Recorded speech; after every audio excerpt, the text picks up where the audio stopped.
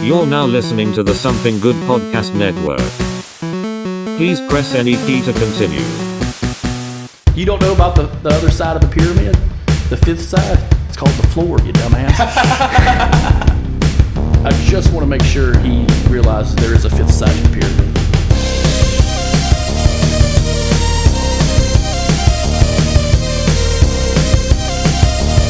And once you open your fucking mind of undefeated goddamn fairness.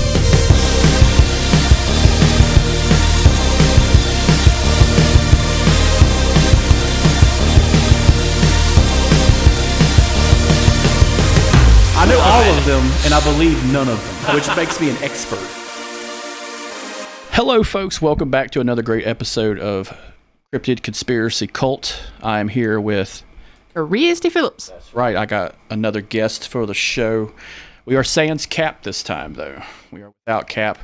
You were truly missed. It's always fun to have on the show, but he's traveling, playing shows now. So, guys, if you're out and about and Cap's in your area, check him out. He's playing with the Ghouls. What the fuck is the other band he's with? He's got so many bands. Anyway, check out Cap on the Facebooks, Instagrams. Find him anywhere. Today we got a special creature feature again. This one we're going to be talking about mummies, ghouls, and witches. Oh my! Oh my! Yeah. So, and we're going to talk about why the witch was justified in The Wizard of Oz. I mean, She had her reasons. Yeah, she had her reasons. Dorothy was a rebel instigator and a heretic. Who couldn't control her dog. Yeah, that goddamn dog. Just like every other movie, it's that goddamn dog. No, like, you learn about mummies, you know, through horror films, of course, but like when you finally go to school and they start talking about them, and it's just like, they're just dead people wrapped up. Fancy zombies, yes. From what I've heard. Fancy zombies. Fancy zombies that rise from the grave. And of course, the greatest movie of all time about mummies. The Mummy with Brendan Fraser and Rachel Weisz. I thought you were going to say Tom Cruise. No! How Crazy dare Tom you Cruise. even lump that in? I like that movie because Russell Crowe is Dr. Jekyll, Mr. Hyde for no reason. For no reason. It's like, it doesn't make sense. It does not. Like, he's the head of this cabal of people who like collect oddities, but he's the most dangerous motherfucker. For like every 2 weeks, he just changes into an asshole. I mean, it's not as good as the Dr. Jekyll, Mr. Hyde from Van Helsing. No. That was cool. Yes. A Hulk-like character who chews on cigars and is like, "Hey, Van Helsing, how you doing, buddy? Yeah, I killed 8 women. I don't give a shit." Yeah. That was like that's such a fun movie. That's got to be on the watch along list. Oh yes, I love that movie Over so the much. top, fucking fantastic. That was always that movie every weekend at the house in the horror list. It was always that when that movie came out, that was always an addition because all of us were like, okay, fine, we'll watch the stupid movie. And Charlie and I are always like, hey, Dad, we want to watch Van Helsing. And Dad goes, I don't really want to watch that stupid. Wait a minute, is that the one with Kate Beckinsale in those tight pants and that corset? Yeah, we'll watch that. Yeah, the non-form, the form-figured outfit that doesn't breathe, and it's just like she runs in high heels. It's fine. Yeah, it's fine. It's not like there's 3 vampire women, you know, flying in the air chasing her. Yeah, with practically no clothes on. Hey, it's the sign of the times. Yeah, anyway. Dad was in love with the red-haired girl too. Who isn't? Fuck. Even when she died, she looked hot. But so today we're gonna talk about some witches, ghouls, and mummies. I think one of the like lesser known one on here is ghouls, because it's not as well known. It's I'm sorry, it's hard to say, it's hard to explain. It really is, but it's also Hollywood has not done them justice to where they look nice. No, because and you can just judge me all you want to. I don't care. I will. When I can't think of the actor's name. But in The Mummy, when the guy's the mummy at the beginning, he's not attractive. When he becomes more human looking, he's hot. I'm sorry. And even with some of the witches, they get attractive when they become witches, except like the witch from The Wicked Witch. Yeah. She's not pretty. Oh, that's more of a 3 a.m. bar crawl kind of situation, but yeah. Yeah, I mean... Rachel Weisz. Speak for yourself. Mila Kunis played her in the Oz and Great and Powerful. Mm-hmm. And the Wicked Witch of the West, the one that got, or East, the one that got killed, was Rachel Weisz. I'm just God damn, y'all picked some good ones. But I mean, then you get movies like Practical Magic With Sandra Bullock, right? and Nicole Kidman. I heard that's a remake. They're getting a remake. I'm so excited. I love Practical Magic so much. But then you get like The Witches of Eastwick, God, fucking smoke shows. Cher. Yeah, well, yeah, Cher. It's not Goldie Hawn. It's Susan Sarandon. And who's the blonde one? Anyway, fucking Susan Sarandon, just all fucking day. And Jack Nicholson, of all the guys to play the devil, you picked the best one. And it's just like, people forget, like, Jack Nicholson was like a sex symbol at one time. And for them, it was just like, it was fucking hilarious Yeah. for them watching that movie. And I'm just like, what is it about him? And because he gets like more vicious and ugly as it goes on. And Yeah. I'm just like, oh, they're all heretics. Okay, it's fine. Yeah. And fun, I think that one woman that's in it, the neighborhood woman who's actually having a mental breakdown in that movie. I fucking love her because she was in Alien, the original Alien movie. She plays such a like crazy fucking character actor in a movie. I can't remember her name. She's fantastic. She kind of looks like the mom from The Exorcist, but she was that neighborhood woman. She's like, they're all fucking witches. Like, there's something wrong with them. And it's like, why don't you just chill the fuck out? You know? And I'm going to go out on a limb here a little bit because I know we already talked about vampires, but as far as like the horror theme of costuming, we got to give a nod to the queen herself, Elvira. Oh, yeah. Her and Dolly Parton, twins. Absolutely. Not just on chest size. I don't know how we forgot it. It was Michelle Pfeiffer, Ah, oh my God. the one and only.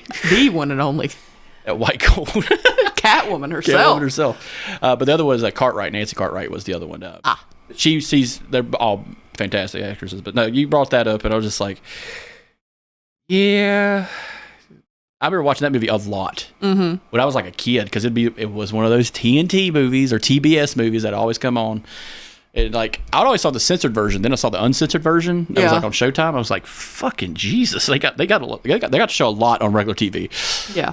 Well, the other one with me that pretty much defined my teenage years and preteen years was The Craft. You younger kids will never know how awesome. Like we had these movies that were just cherry picked from heaven. Like there's Or somewhere else, maybe. But like these shot in the dark movies that had no big company behind them. That that was the cool thing about going to the video store. I think back then, especially for us, raised in a video store, was hey, there's this movie on the shelf. It doesn't quite look like everything else because 80s movies all had like hand-drawn art. Yeah. Especially your horror section, it's like The Nest and like Barbarians and like just Shriek and shit like that all had hand-drawn fucking, like even the Friday the 13th, Jason's, Halloween's all had hand-drawn art. This was actually just a modeling art on the front. It was just 4 women walking towards you. And it wasn't drawn. It was just a photograph, click, done with some lightning in the background and The Craft in Gothic letters. Yeah. You wouldn't know really what it's about going into it. And I remember seeing that movie and then watching it again and then watching it again. Like it's worth, like, you can let it play all the time because you're just like, what the fuck is happening? Yeah. And it's a fantastic movie. Probably the best witch movie. And I got male friends who are like, yeah, that's the best witch movie ever made. It's the League of Their Own of witches. My theory was what was funny to me is when I was growing up, all my friends were into like the Babysitters Club and all that kind of stuff, and they would do this thing where they're like, "Which member of the Babysitters Club are you?" And Charlie and I were like, "Which member of the Craft are you?" And it's like, "Are you Nancy? Or are you Bonnie?" Bonnie was Neve Campbell. And you had Nancy was Ezra Balk. Veruza Balk. Yeah, Veruza Balk, sorry. You had Sarah Robin Tooney. Yep. That's always the one I wanted to be. And you had Rachel True. Rochelle. Yeah. Raquel. Yeah. Raquel. I think that's her name. Yeah, because Rachel True I don't think has aged a day. Probably not, no. But the villains, like a lot of these people you'd see in stuff like Scream, I Know What You Did Last Summer, which Yeah, these girls ruled the 90s. There was that. Do you remember when there was that pinnacle in the late 90s, like 1994, 95, 96, 97, where there was this like Scream, I Know What You Did Last Summer, Urban Legend, fucking like Cruel Intentions. Is just like these really like teenage movies about like, yes, this is what people are like in real life. Like, yes, these are assholes. Yes, absolutely. But like I said, I know you were trying to go with the Ghouls first, but this is why I really think that Hollywood hasn't really given the Ghouls their due, because they're not attractive. You can't make them attractive. Yeah. Because nobody wants to see that. They eat dead people. Yeah, they eat dead people. It's not. It's hard to do. And like when you talk about ghouls and like the real types things, it's like if someone has that moniker of ghoul, it's Ed Gein. Yeah. Yeah, who turns people into clothing and furniture. So, or maybe Jeffrey Dahmer. Yeah, the big D. Yeah. You know what I always say: if you can't beat them, eat them. Oh, dear God. Get you some Bakery Fresh Skin of Minerals. Or that whole old standby of "You are what you eat." You are what you eat, and he is a young black man, gay black man. Oh my God. From Milwaukee. Yeah, we'll be doing an episode about yeah, Jeffrey D. we're gonna talk serial killers. I almost said something else just because. God. Yep. Don't quote me. You're a teacher, you'll lose your job. I told Alex that during the couch potatoes. It's like, yeah, you'll be right here one day doing this exact same speech of, I do not know why I hired him to be on this Sir, goddamn. I swear, I don't know him. Please do not talk to me about the cops. But no, like ghouls, you know, it's going to be a little kind of a short section, but like it's basically zombies. Like, yeah, in a really weird way, it's an ingredient to the zombie, you know, foray. Mm-hmm. And you kind of get that crossed up a lot because they're bottom feeders, you know, just like they dig graves, you know. It's like if I was to describe a ghoul like in a horror movie, if I was making a horror movie, I'd just call it Gravedigger. Yeah. And it'd be about a gravedigger who eats bodies out of the grave. Like, who doesn't feel them in all the way, shit like that. Or an Ed Gein type movie, you know. Mm-hmm. It's a weird moniker to have. It's not like Butcher or Maniac or, you know, Ripper, you know, stuff like that. Which is another weird kind of thing we do with killers. Yeah. But, like, you're not going to say the Plainsville Ripper. It's the Plainsville Ghoul. Mm-hmm. Ed Gein. You know, Jeffrey Dahmer didn't get that moniker. They called him that in the paper. They're like, this ghoul from Milwaukee. But, like, it was always the Milwaukee Madman. Yeah, I think he didn't get that because not a lot of people know what it means. Yeah, so a ghoul is a person or personified creature that eats dead bodies. Yeah. Yeah, so like a vulture of a person. Mm-hmm. You could argue the witch from Pumpkinhead made him into a ghoul-esque character, but he was a killer too, so that's another fun movie. I love that movie.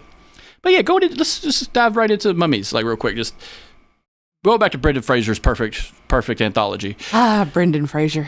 Well, what's funny is like where mummies are a cultural pastime all across the world. Yes. So a mummy is just a preserved body in time. The biggest one is Egypt, obviously, the land of mummies. But you have South America, which are now being discovered.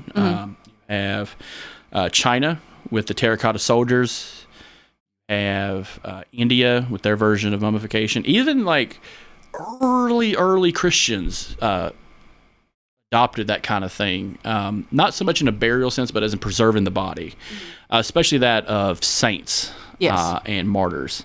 One story I heard is you can't build a Catholic church without the bone of a martyr. And so in every Catholic church, there is a bone of any size inside that cathedral with the bone of a martyr. It's a very elaborate, like dark kind of way of telling it. It's like, but it is kind of true in Europe. That is true. There are a lot of saints that are body parts are scattered about. Yeah. A good version of this is the original apostles and how they all died horrific fucking deaths. Yeah. But they're preserved in a way. That's just another version of mummification. Another one is there's a little girl in a cathedral in Europe that is preserved perfectly, who died, I believe, in the 1100s. It looks like a little girl. It looks like a doll, but it hasn't aged, and somehow it's been preserved. Like something in her body has preserved the body. It's very weird. Yeah. I'm kind of glad we don't do that now. That is a weird fucking practice. Well, shout back to the last time we did this with Cap, we covered this a little bit, and I talked about the bog people that had bog mummies. One of the most messed up things that I watched an episode of Autopsy that's on HBO. And trigger warning for those of you who need it, because whoa. This is my lovely mother. We were watching Autopsy. And there was an episode about a man who was a doctor, and I think it was scarlet fever had broken out in Europe. And he fell in love with this girl who was, I think she was like 19 or 20. And he was trying to cure her. And he'd never dated this girl, didn't know anything about her besides like her medical records and stuff like that. And he could not cure her, and she died. Her family put her in a tomb. Okay? This crazy bat broke into her tomb and took her body away. Her family found out about it, and they came to get her to his house, and they took her body away. Okay. Well, time goes on. He goes to her tomb all the time, and he's there all the time for years and years and years. He starts breaking locks off the thing because they lock it to keep him out of it, but he won't stay out. Eventually, they start fortifying it better, and eventually he just goes in and takes her body away, and then he moves to another country. They can't find him or her, and they go looking for him. He comes to America. They finally find him. They go to break into his house. They find her body, and this crazy guy took her body and covered her body in silk and sewed it to make her skin. Took porcelain and made a mask to make her face. I've seen this picture. Oh my God, I've seen the picture too. It's terrifying. He spent like, I think it was, I said, like $1 million to make what they called, money. To make her suit, they called it, in perfume to cover up her smell. Even goes as far as to make it so he can sleep with her. I'm going to put that in nice term. Yeah. And me and Mom are sitting there with our jaws open like, what the hell? And they take her body back. Her family takes her body back exactly like it is and put her back in the tomb and lock it back up. And then this guy dies. And I'm thinking, they called her a mummy by then because she had been mummified in this suit thing that he made. And I'm going, could you imagine that happening to your relative? Oh my God. Like, people don't realize, like, there's elaborate practices to do it. Mm-hmm. So we know the Egyptian one, which was like take out internal organs, stuff it, wrap it tight, then wrap it again, put it in a sarcophagus. Yeah. Basically a coffin. And the religious steps that go with each thing, because there's an individual who has to do each part, and there's certain things you have to say, and oils you do, and all that kind of thing that it all goes with. And you have, like, you know, the bog, where, like, a tar pit or something like that can preserve the body. There are mummies on top of Mount Everest right now that are preserved through ice because people die going up that goddamn mountain and are just there. Yeah. Like, if you go to Mount Everest, you will see dead bodies everywhere. Mm-hmm. They can't drag them back down. There forever. Yeah. A fun one I think was kind of weird is it was in Scandinavia, basically, you know, Norway, Sweden. And it was shown that the skin was preserved so much that you could see a tattoo. Whoa. And there was a tattooed deer on the arm. Female. And in my mind, I'm like, maybe put it back. Just tattoos are very particular back then. Maybe put her back. Yeah. Maybe she was a witch. Like, maybe. Well, there was that one. It was in I think it was like Caracas or somewhere, where they found a female skeleton, but she's my height, and she has a black marble eye in her skull. So apparently she had lost an eye. She's very tall and had a very special prosthetic made that she had inside her skull. And that's one of those things. It's like, if I'm an archaeologist, bury it fucking deep. Like, you know, I'm just like, archaeologists, for those who don't know, are just grave diggers with degrees. That's all they are. Yeah, and they're a little more. They have a little more finesse than your average gravedigger. Yeah, they're just like, look what I found. It's like, leave that dead body alone. but like these all three have these very hardcore connections. You know, Yes. Mummification has a religious magic aspect to it. Mm-hmm. Gravediggers, ghouls, you know, obviously create an attachment. That man who took her out of the tomb is a ghoul by any other sense. He didn't eat the body, but he still kept the body. Yeah. So he is a ghoul by any other standards. Yeah. Modern serial killers like Ted Bundy, he does some ghoulish shit. Yeah. By visiting dead bodies.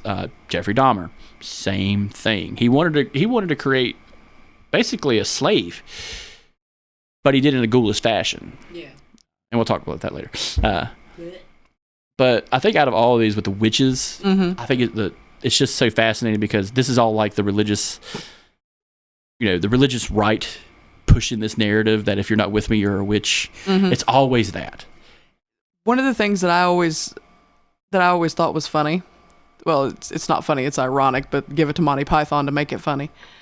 Every time when I taught English and I taught the Crucible, I would show the clip from Monty Python and the Holy Grail where they're trying the witch, quote, quote. And they're doing the whole thing of where they dressed her up and they put that carrot thing on her nose. And they decide the way to try her is to weigh her against a duck. Yep. And she weighs the same as a duck. Therefore, she's a witch. Yeah. And I'm like... And the kids are laughing every time I show this video.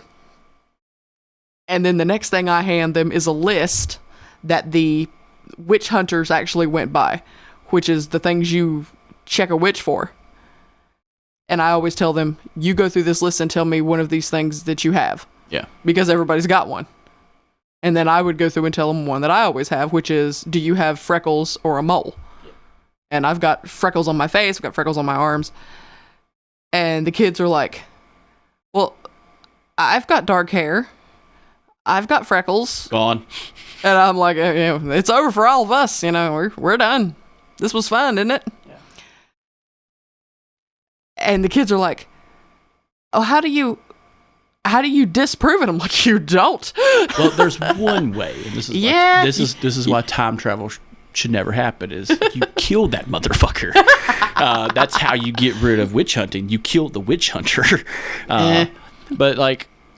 That's another thing. Another thing about the witches part is not only the horrific like trial thing, which another one was throw them in the water if they float like a log. It's a witch. Yeah. In other words, if she mastered the art of swimming, she's gone. Yeah. But my ass would be like, come and get me. Come and get me. Come and get me. Believe in Jesus and come and get me. Walk on that water and come get me, you motherfuckers. And I'm just swimming. Like, pick up a fish out of the water and eat it right there. It's like, I can live here all day. I'll be the bitch in the water. I don't care. But some of the depictions, like, movies depict witches in so many different ways. Yes. So go back to The Craft, the modern-day witches. These girls who were fucking around and found out. Yeah, literally. That's a perfect example. Literally. And that one, there was a coven already there. It was 3 girls. And then Robin Tooney shows up. Like, hey, how's it going? And she's got natural powers and she don't use them. Oh, yeah. She's like Carrie. She's like Carrie White. Yeah. Another witch. Carrie White is a witch by any other standards. Yes. Or a mutant in the X-Men. I was talking to somebody earlier today how that's my favorite part where she just slaughters the whole fucking room. And like the one tattoo I would love to have is this tombstone of Carrie White. Carrie White, born blank, blank, died blank, blank, and red paint sprayed up. Carrie White burns in hell with the arrow straight down. And I'm just like, if that's not a tattoo, that's a fucking t-shirt. That's like I'm sure it's already a t-shirt. Oh yeah, but you got room. But with plenty of room. But with The Craft, Veruza Balk knocks it out of the goddamn park. Oh yes, and she is such a treasured actress. Yes, that doesn't get enough hype. No, she does not. All right. Her other movies include The Water Boy. Yes, which I love her. She is the ride or die or kill bitch. Yeah, she is the girlfriend that everybody needs. Yeah, she's the positive reinforcement and negative reinforcement you need. And another little gem. Oh no, I know what you're gonna say. Yeah, with Ed Norton, American History X is another special film. Yeah, she's another ride or die girlfriend in that one too. Ride. Yeah. But no, like The Craft, I love, like, I know this should probably be a couch potatoes kind of thing, but like, her story is horrific. Yes. Her story is awful by any other standards. Yes. And you feel for her. Yeah. Until she loses her goddamn mind. Well, what I like about her is all of them have a story. Yes. Neve Campbell has a very horrific one. Yes. Most of them have a rough story. Yeah. And you can see how the power corrupts with all of them except Sarah. Robin Tooney's character. Well, Robin Tooney, she comes from a kind of a hard backstory because her mom had died. Yes, but her mom is the one that has the positive power and everything, and pretty much shows Robin Tooney that, you know, you can have positive power and you can keep it and it's okay. But then you get somebody like the one I feel for the most in the movie is Neve Campbell, because she finally gets fixed better, and then she's on the level, but she's drawn in to those around her who have the power and are using it negatively. So she's just kind of bebopping along. Yeah, she's like, these people have been with me through the bad. Yeah. So they're going to be with me through the good. So I'm just going to continue to be with them. They've supported me through all the bad. I'll support them throughout. And then Nancy is just, I finally got what I need. And let me do what I want. Nah. Yeah, so she it's like a full pendulum swing, you know. I've been treated badly. I've been, especially by people that I'm supposed to trust. The stepfather especially. Yeah. And she just goes full twist. And, you know, everything goes up and up, and then it becomes to the point where, for her, that movie, it was like, it's never enough. Yeah. So and then they start attacking Robin Tooney's character. What I loved about this was Robin Tooney is just like so fucking centered by the end of it. She was just like Jedi force pushing these motherfuckers out her goddamn way. Yep. And it was like there was a whole thing, like the four. There needed to be four of them for everything to work. And that was kind of the whole niche of the movie. Yeah. Until they realized, oh, wait, you don't need four. That's just a red herring to get you all in the same room together. Mm-hmm. I love the magic lady that lived at the store. Yeah, I love her. And she's just like, maybe don't fuck with that kind of shit. Like, maybe chill out. Let's take it slow. Maybe buy some candles. Maybe just not go head deep into fucking murdering people. Yeah. Especially that guy Ulrich, who's also the bad guy in Scream. Yeah. And just fucked his shit up. Oh, yeah.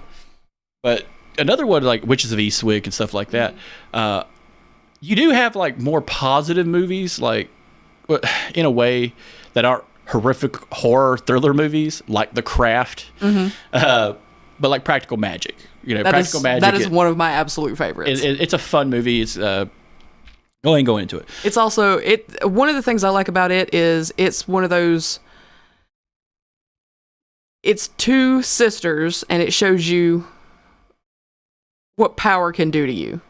Because you have one sister who has accepted power from the very beginning, and then you've got one who has said no and tried to live without it. Yeah, it's kind of bowed out. Yeah. But you've also got one who has wanted to fall in love her entire life and fell in love with the first guy she met and head over heels in love with him, and he's a monster of a human being. And she tries to get away. He follows her, and he's gonna kill her. And she runs home, and it all goes south. And her sister's trying to help her out as a normal person. Yeah. And she's like, oh my God, what did you do? And they end up, spoiler for a 90s movie, they accidentally kill him. Happens. They mean to put him to sleep for a little while, knock him out, and just send him out of town, but he ends up dying. Now they gotta hide him. Yeah. And the cop... Now becomes a true crime story. Yeah, then the cop that comes to investigate him ends up being the only guy in the world that that her other sister could fall in love with, and she can't lie to him. And it turns into the most unlikely thing in the whole entire world, but it's also it's a story about not lying to yourself and finding who you're supposed to be. Yeah, it's like an uplifting movie almost. Yeah. With witches. With witches. And you have, you've got Nicole Kidman and Sandra Bullock, of course, but you've also got the two aunts that run it too, who are, I can't think of her name, but she played Rizzo in Grease. Yeah. She's amazing anyway, and everything she's in. And they're the most supportive people in the whole world, and they're telling her the whole time, they're like, you're trying to fit in. Stockard Channing. Yeah, that's her name, Stockard Channing. And they tell her, one of my favorite lines in it is something along the lines of, "Darling, we've told you your whole life, fitting in is fading out. Yeah. You're trying to be like everybody else, you're just fading in." I think Diane Wiest is the other one. I think so. The mom from Edward Scissorhands. Yeah. There's actually a series of books that it's based off of. There's 4 books that go with it. There's a lot of those, actually. Like, a lot of adaptations from books and stuff that are not witch-based.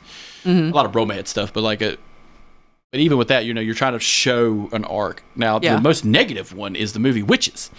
Yes. The movie Witches is fucking insane. It is, I agree. I haven't seen it in a long time, but I remember many practical pieces effects where they start taking their skin off. Dude, they remade that movie with Anne Hathaway. Really? Anne Hathaway just fucking rips that shit off, and it's a fun like when you remember the old one, because it's a Disney movie. Like, people think a Disney movie makes horror films. Yeah, but Pinocchio is a horror movie. I'm sorry, but they do make body horror movies sometimes, and Witches was a body horror movie. And Witches doesn't get enough love, I don't think. I agree. But what I like about witch movies, because you have the true stuff, like The Crucible, that's based in truth. Mm-hmm. Nathaniel Hawthorne and Arthur Miller and stuff. And you got bitch Winona Ryder. I'll never like Winona Ryder because of that until I watch Heathers. If I watch Heathers, I'm okay. My saving grace for her was Beetlejuice. Beetlejuice. That's getting a remake. Yeah, I heard. Or not a remake. I think part 2. It's a sequel. Mm-hmm. I'm ready for that one because he's a ghoul. Yeah, he's a fucking. He is. He's a ghostly ghoul. He is. But with some of the other ones, when it comes to witches, I think the biggest one. What? Oh, sorry, I just remembered Sabrina. That's what I was going to come up with. I was going to bring up next. The TV shows about witches were super popular in the 90s. You had Marissa Joan Hart. Yep. Sabrina Spellman. Mm-hmm. Which is actually, people don't know this. Sabrina Spellman is part of Archie Comics. And always has been. I didn't know that. She lives in Greendale, which is a neighboring town of Riverdale, where Archie and Jughead and all them dumb motherfuckers live. But it's also part of the Josie the Pussycats universe. Oh my God. So they created a world a long time ago, and they've been making content out of this. And the CW has been doing a lot of it. Makes sense. Because CW did Riverdale. Netflix did a tie-in show, Sabrina, The Chilling Adventures of Sabrina, which is kind of fucking dark. I will say, I watched the first season all at once, and it was these Christian people showed up to start murdering witches, and it's fucking horrific. I don't know, carry a gun. But one of the TV shows I think I loved so much as a kid was Charmed. Yeah, we talked about it last time. I am not with the in that other one. Demographic that was supposed to watch that show. Oh, I am, and I watched it a lot. Yes. I believe we talked about it before a little bit on the show, but it's such a good, fun story. Yeah, Brian Krause was in Charmed, and I had the major crushes on Brian Krause. Yeah. He was a bad guy in Charmed, and I hated it because I loved him. He was the devil, wasn't he? I think he was, or he was one of their exes, or maybe it was both. I can't remember. Yeah, because was he the one in Nip Tuck? No, he wasn't in Nip Tuck. The guy from Nip Tuck was in Charmed. And he was the devil. Yes, he was. But because I remember watching Nip Tuck as a young adult, and I was just this is not for this. Yeah, none of us were old enough to watch Nip Tuck when Nip Tuck came out. I'm 33 years old. I'm about to be 34 years old. I'm still not old enough to watch Nip Tuck. Yeah, I'm pushing 40 in a wheelbarrow, and I'm not old enough to watch Nip Tuck. It's fun though, ain't it? Bunch of hot people killing each other and fucking splitting each other wide open. Just wild stories. But I digress. Charmed, Speaking of ghouls, Charmed is was Supernatural before Supernatural. Yes. That's a fact. Yes. There's always these fantasy monster shows that have to come out. I believe there's going to be another one soon because Supernatural just closed its thing. They tried to reboot Charmed. I guess it didn't reach out because it only was like one season. Yeah. But that original show on TNT was the shit. Yeah. As much as they revamp shows and like syndicate the fuck out of them, that was the one that got syndicated hard. Yeah. Because I remember like whole afternoons it would be on TNT, like 2 hours worth, and it was an hour-long show. Yeah. You know, a feature-length show. That's pretty impressive, and you were able to do all these weird stories, and then one dies. Yep. And that's that could be a big killer for a show. One dies, and then they replace her with Rose McGowan. Yeah. And the show kept going strong. Like it didn't lose anything. The show was solid. Yeah. And even with that MacGuffin of just like replacing a witch, and like some of the stuff they did, it was always like a power of 3 thing. It was always a numbers game when it came to witch movies, because like in The Craft it was 4, and Practical Magic it's 2 because it's always 2 and 2 and 2, and like it's kind of fascinating that they just stick to that kind of stuff. Yeah. As opposed to like The Crucible where it's like there's a witch, there's a witch, there's a witch, there's a witch. Yeah. It's just like, what do you know about witches? Well, that was one of the things that I liked. That's another thing about where you were talking about the shows. They also pepper them into other shows. Like you said, Supernatural, they pepper them in there. And they peppered them in with Buffy. Yeah. There's there's this weird niche on TV when it comes to like supernatural fantasy. Mm-hmm. And it dominates. Like, yeah, the shows we're talking about have long runs. Mm-hmm. Decade long runs. Supernatural had 13, 14. No, yeah, it was 13 years. It was longer than that because that's when I quit watching was season 13. I think it was 15. Yeah. Charmed lasts for, I want to say 11 seasons. Sabrina, the Melissa Joan Hart show, lasted for a very long time. And what I loved about that show were the ants. I loved Salem the cat. He was my favorite. That was cool puppetry. Like, that was really cool. Salem the cat was my spirit animal. My favorite like Easter egg when it comes to that is if you ever watched the movie Mortal Kombat. I don't know if you've ever seen it. The guy who plays the bad guy, Shang Tsung, you know, the evil man from the Nether Realm who initiates the Mortal Kombat, fight for your death, fight for the realm, shows up in Sabrina, like, during the time that movie came out. Mm-hmm. And everybody's like, is that fucking Shang Tsung from Mortal Kombat? Are they related? Yes. They're related. And they tried to hem Mortal Kombat into fucking Sabrina, that the sorcerer of Netherrealm is like Sabrina Spellman's cousin. And they're just like, is she going to be part of the Mortal Kombat? Hell yes. Like, I got Scorpion, Sub-Zero, Liu Kang, and Sabrina Spellman. Melissa Joan Hart just ripping the heart out of some poor fuck. I mean, Melissa Joan Hart was tough in the 90s. She could have pulled it off. She was Clarissa Scruggs at all. Yes, she was. Back then, I love that. I think she carried a knife. I wouldn't have doubted it. She was all the time. Had her leather jacket. It made her look tough, but like she was all the time trying to kill her little brother. I mean, I can believe it.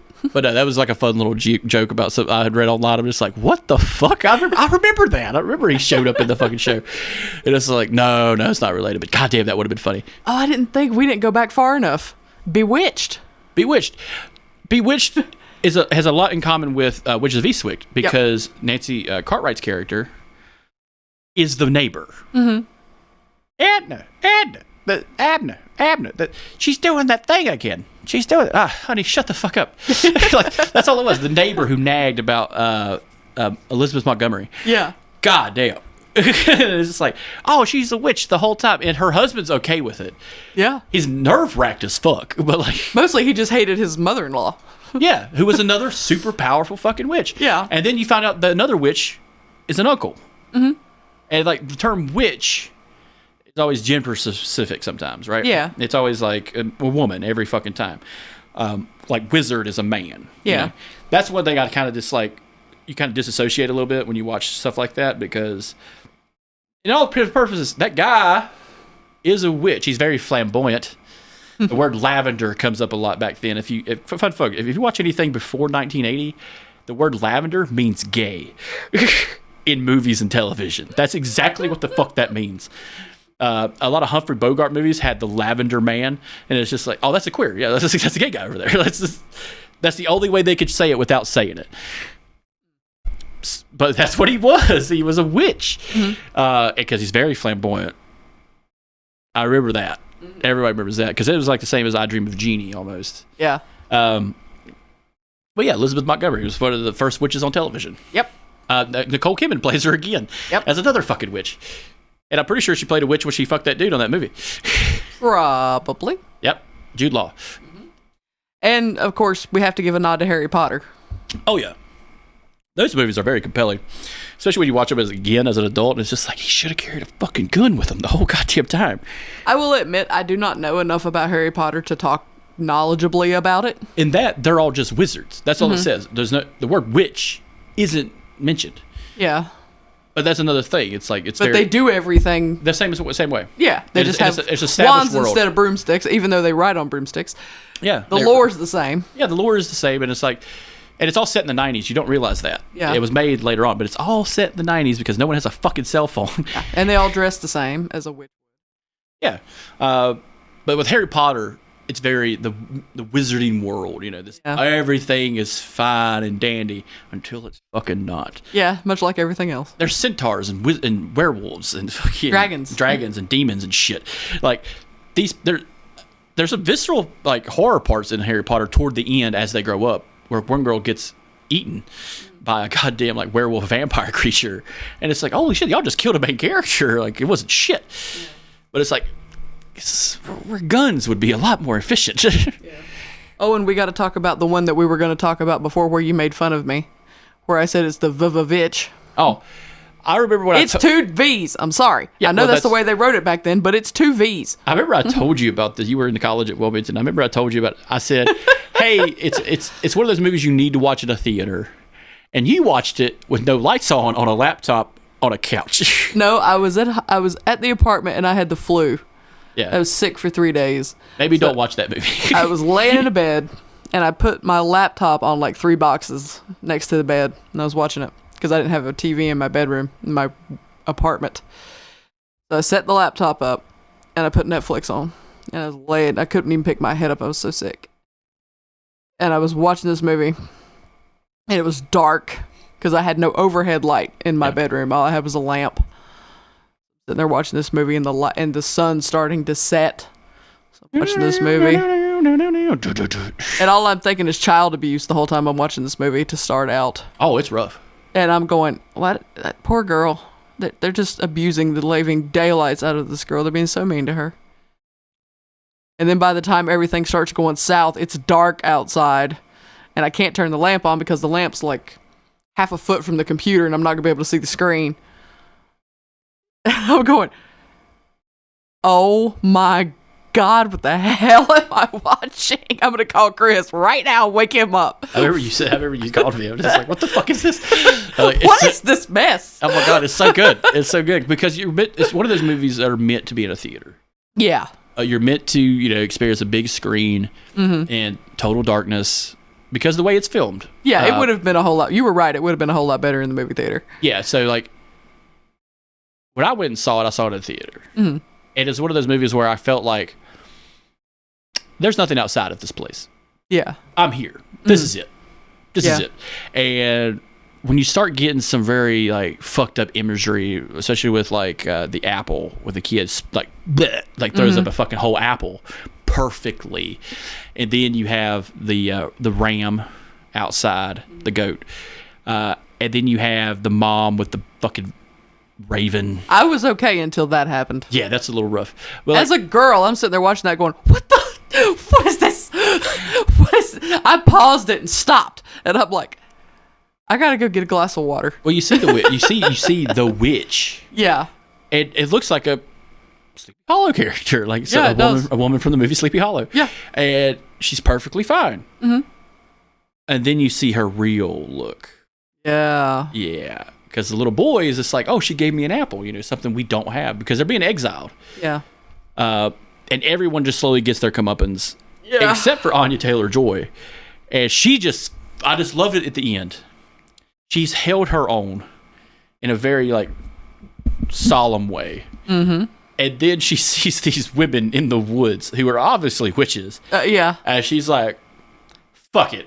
I've been through the ringer. I'm done now. I'm going to go dance naked with these women. They seem like they're having a good time. And then they start.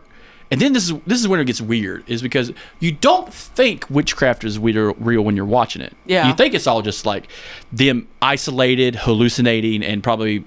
And all of this person, I thought they were hallucinating, and they were killing each other. I honestly thought that the dad had gone off the deep end. Yeah, he did. And that he was doing it all. But by the time you get to the last 2 minutes, she goes into the woods and disrobes and starts dancing with these women, and then they start floating in the air, and I'm just like, there it is. Perfect ending. Like, that's fantastic, because that's when the color comes in. That's when, because everything's in black and white to a point. Yeah. And it gets, the color is really, really, it's like, whatever. Like the apple is bright red. Yeah. The flames and the light from the flames are bright and shiny and stuff like that. And the way that movie's filmed is the same way they did the movie The Lighthouse. I don't know if you saw that movie. I know you told me about it, but I haven't watched it yet. Another claustrophobic movie. And they're both they're the same movie, kind of. Like, it's about claustrophobia, isolation, and it's like madness. But The Witch is probably the best witch movie, in my opinion, because it is that practical kind of thing of like, let me tell you a story about a girl who becomes a witch. And she becomes a witch at the very end. And this is how it happened. And as awful as this is going to sound, because being that I did teach English and I do love English, I hate Nathaniel Hawthorne. Let me just put that out there. Every English teacher hates us. He didn't die soon enough. But he did write one good thing before he left this earth. The Scarlet Letter. No. No. That's when he should have died before he wrote that. He wrote a story called Young Goodman Brown. I haven't heard that in a very long time. And the whole time... That's some English 3 shit right there. Oh, yes. The whole time I am watching this movie, I'm going, Young Goodman Brown. This poor girl is Young Goodman Brown. And when she takes her dress off and you see these dark fingers come around her shoulder, I'm like, Young Goodman Brown. That's exactly what this is. And then she starts flooding. I'm like, this is the end of Young Goodman Brown. This is the very end of Young Goodman Brown. The embrace. Yep. Embrace the devil. Yep. I'll say this. The Sabrina show on Netflix was really good. As a grown man watching it, it was really good. There are some dark parts in there. It's a teen drama. Yeah. But there are some really good, like, horror aspects to it, which that's what made me watch it. I was like, I gotta know. And plus, it's the little girl from Mad Men. Yeah. Her as like an adult or like a high school age person is scary as fuck. Because this is what happened when her dad, John Hamm, went and joined that cult and made the Coca-Cola ad. Makes sense. She needed a strong female figure like Christina Hendricks. But that's a whole nother show we need to talk about. All Mad Men. Well, stay tuned for our 18-part, 3-hour series on why Christina Hendricks and John Hamm should have gotten married in Mad Men and ruled the entire world. Power couple. Yes. But yeah, so like going back to Mummies and Ghouls for a second, and you're trying to differentiate them. The original like Universal Mummy doesn't do anything. No, he just is. He just exists. And like if they had made him into like a Death Eater type fucking character, like the Mummy from the Brendan Fraser ones, because that's what he's doing. He's eating these guys who took his organs. Yeah. And he's murdering them and eating them. Yeah. Basically, it's such a good movie for those who've never seen it. Mummy with the Brendan Fraser. Mummy 2 is kind of batshit insane, but it's amazing. The third one, I didn't see the hindsight of what happened to Brendan Fraser on set for that, where he just fucked himself up and didn't act much after that. Kind of throws me out of it. But Jet Li as a bad guy is always fun. Oh yeah. But they replaced Rachel Weisz. Not a fan of that. Fucking y'all fucked that up. Y'all have Rachel Weisz. Fucking fantastic. Chef's kiss for her. Absolutely. Oh, man, she's always fantastic and stuff. She plays twins in a new show on Amazon. And it's pretty wild. It's I'll tell you about it later. Is it as good as she did it in Constantine? Better. How dare you? Yeah, like she's fantastic in this. But it's a drama about surgery. But anyway, what I liked about the Mummies in the Brendan Fraser 20th Century Fox one was they spared no expense. Yeah. All right, so the CGI is going to be dated, obviously, but like in the first movie, you have the giant like dust storm that rises, the sandstorm that rises, and you had the Egyptian soldier guy who showed up with them. Yeah, I love that guy. That guy's a fantastic fucking. I love him. He doesn't make the movie, but he's a comic relief. Yes, and he's one of those characters where you're pulling for him to get his. Yeah. Throughout the entire thing. And then you had the brother. Who you're also pulling for him to get his throughout the whole thing. Yeah, the brother, the Rachel Weisz's brother, the collector, is fantastic. The thief. The thief, yeah. I think the Brendan Fraser's friend was Latif. I think that was his name or some shit. The one that needed to die. The one that Benny. Benny. Yeah. I think his real name was like Latif. Oh, I don't know. Anyway, I love the mummy walking up to him and he's like praying in every he's got all these things. He's like, one of these has got to work. Yeah, and he starts praying in Hebrew and it's just like, hey, I know that. You one of them? Yeah. Yeah, I'm one of them. Whatever works. Yeah. Just please don't murder my face. Yeah. They're trying to just like describing these in movies, Ghouls very less. Supernatural did it. Yeah. In a very terrible way. Yeah, they did. What are their brother? They have a third brother, a bastard brother who gets fucking murked, and it kind of ruins the whole storyline, and he becomes one of those goddamn things. Yes. And it doesn't make any fucking sense. No. That's just poor writing. The closest they did where they did it good, I thought, was they did one where this guy has a girlfriend and she dies. I think it's a car wreck. I can't remember. But she dies, and he moves to some kind of town where magical stuff's happening. I can't remember. But he keeps her in the basement. And she's wearing the same white dress she got buried in. But she's some kind of ghoul zombie thing, and he has to bring dead bodies to her to eat. And he won't stay down there when she's eating. But it's this whole... It reminded me of Return of the Living Dead Part 3. When they're on the military base. Yeah. And she's got the fucked up glass in her face. Yeah, but she's trying not to eat him. Yeah. She's trying to be solid. Yeah, so she's doing this thing where she's being really sweet and she's being really nice to him, and she's telling him, you and I can still be together and things can be just like they were, but you just got to bring me another person for me to eat so I look more alive. So he's going off and killing people, or he's grave robbing fresh bodies and bringing to her.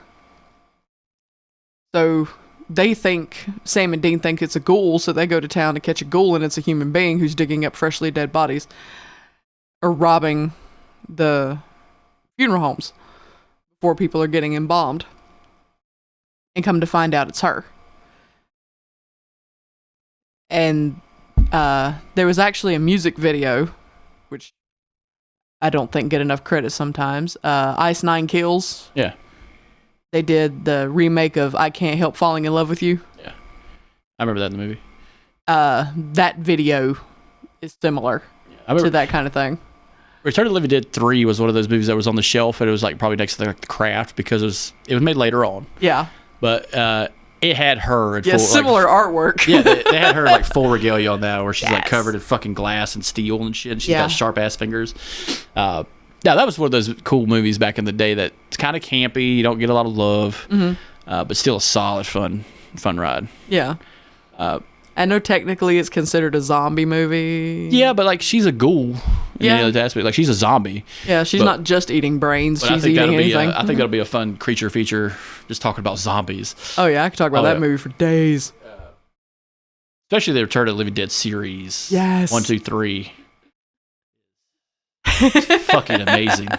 I love the first one. The first one's probably the best one. Oh yeah. The two is just a recast reboot, but like the third one was on Sci-Fi a lot. That's people don't understand how fun cable television was I'm talking like an old man now. Back in my day, they showed classic films. Yeah. Bring the Kane and the Werther's originals, back in children. my We will day- talk about this. Back in my day, TNT had a Time to Kill, and Sci-Fi had their version of The Shining. And Pet Cemetery Part 2. Yeah, fuck that first one.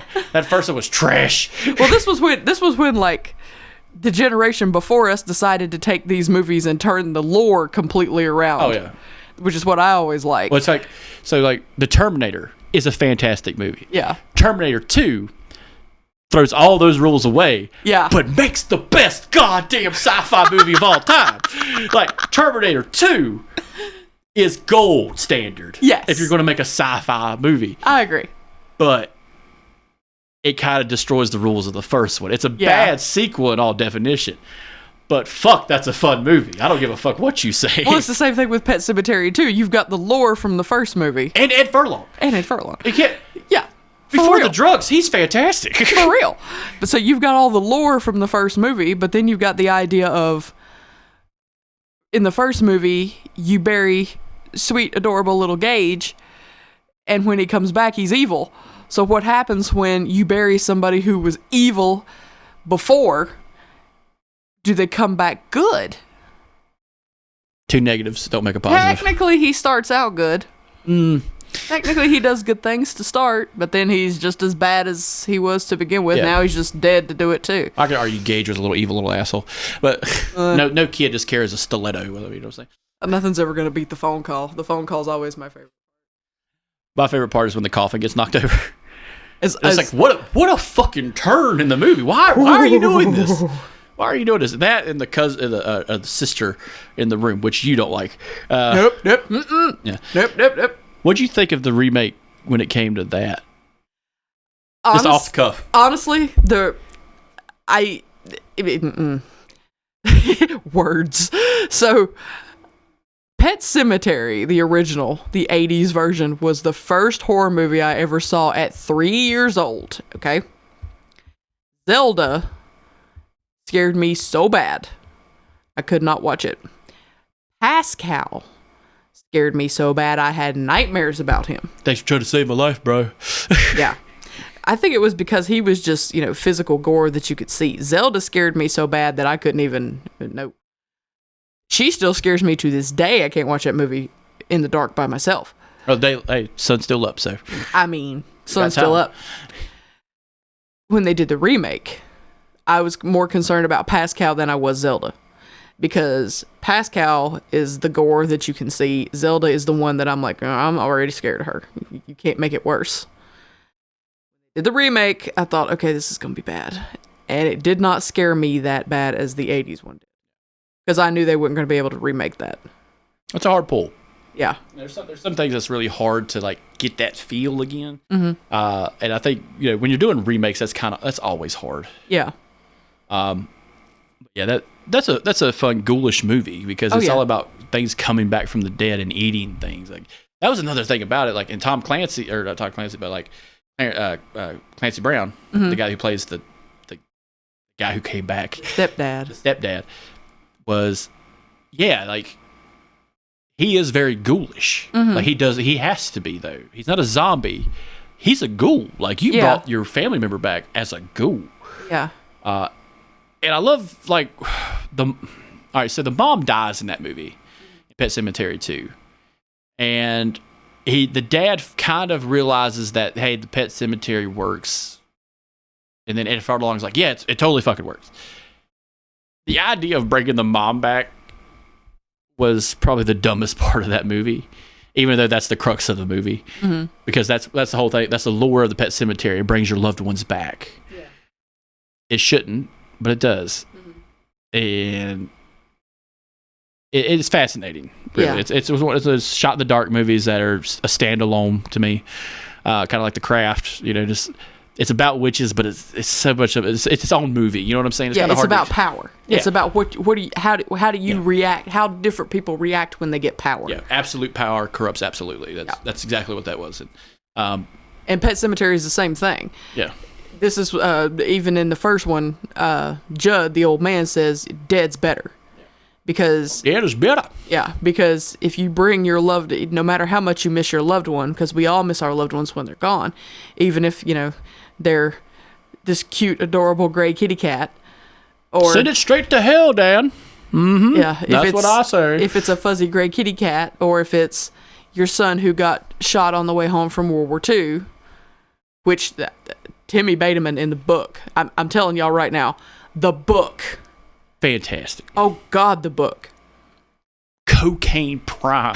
Stephen fucking This King. is another one of those that if you pick it up, powder falls out of the manuscript. It fucking should. Like, there should be words misspelled from him just, like, typing that shit away. Like, Probably. I had a conversation with someone earlier today about horror books. They had never seen Hellraiser. And I was like, I'm going to bring you a book. And it's going to be about that. It's what it's based off of. It's a young adult novel. I don't know novella. how. I don't know how. But it is. It's in the children's section at our You can local borrow library. my copy back. Yeah. That you gave me. Yeah. I have another copy. It's one of those books I have to buy twice. Yeah. Like the other book, like Rant. I have to buy that. Like, I bought that book 4 times because people keep taking it and never giving it back. But like, when I'm trying to explain this, I'm just like, there was a time where his books, the first 5 books, were the best goddamn horror things. Like, Clive Barker even like, that's fantastic. Like, Yeah. and he wrote books of fucking blood. Like, Yeah. that's some horrific fucking shit. I'll probably never be able to finish that one.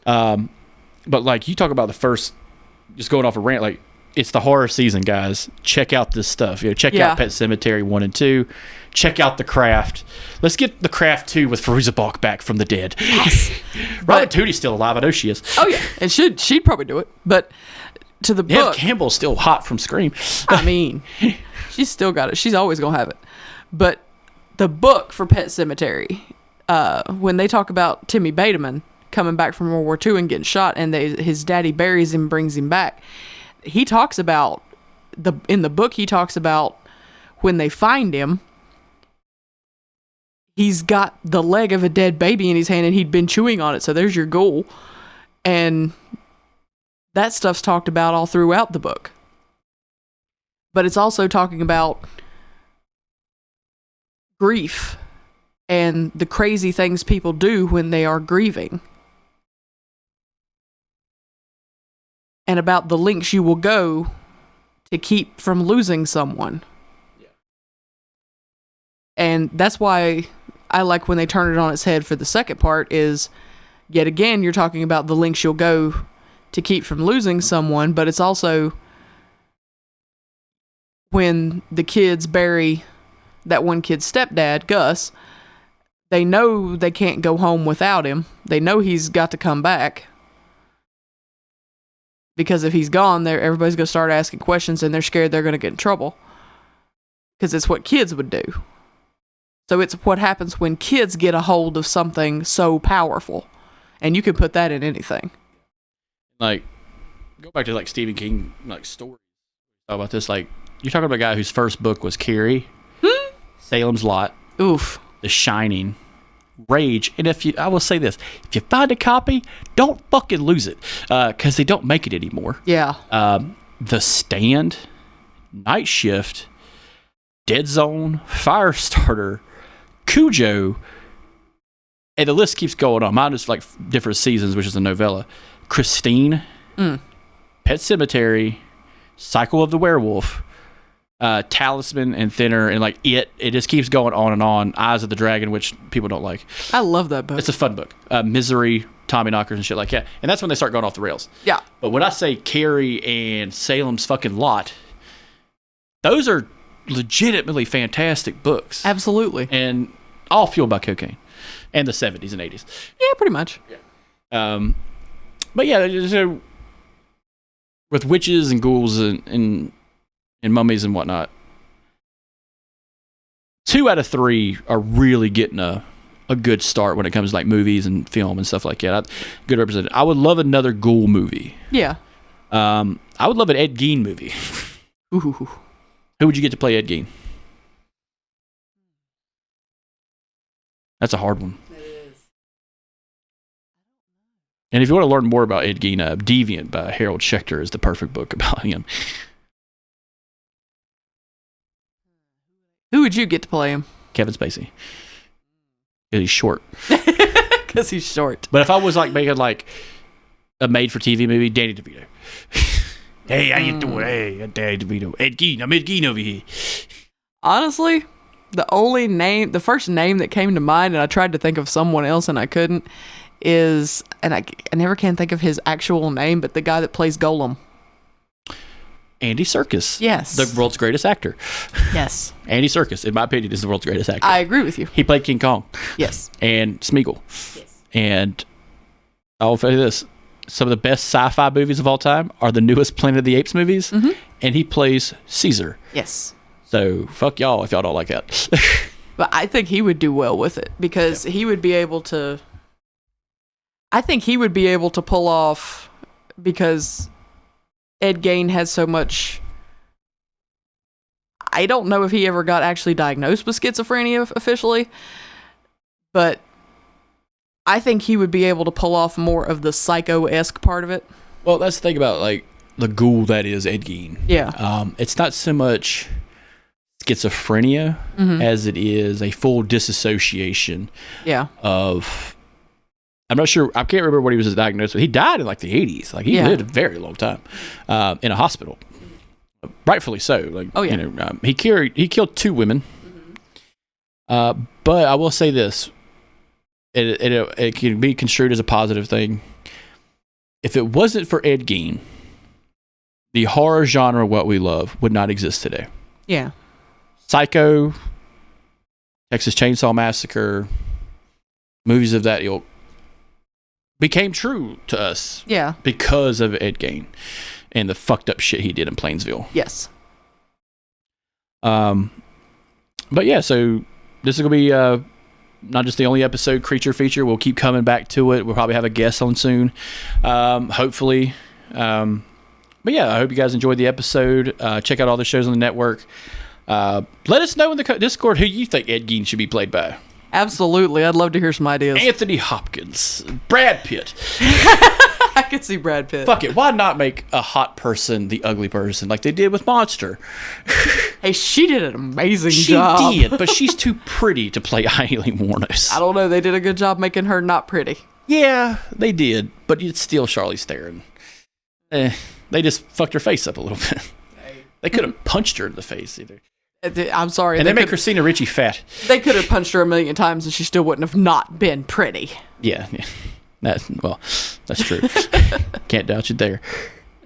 Well, guys, this has been Chris and Cristy Phillips. Thanks for being a guest on the show. Check out us all through the Something Good Network. We might have a little spasm here and there with no shows, but stick with us and we'll hope you enjoy the rest of the content. Thanks for being. Find us on History We Forgot, too. Oh, yeah, there's that podcast. I forgot. You've been listening to the Something Good Network. If you liked what you heard, you can follow us on Instagram, and check out the other great shows on the network. Link is in the episode description.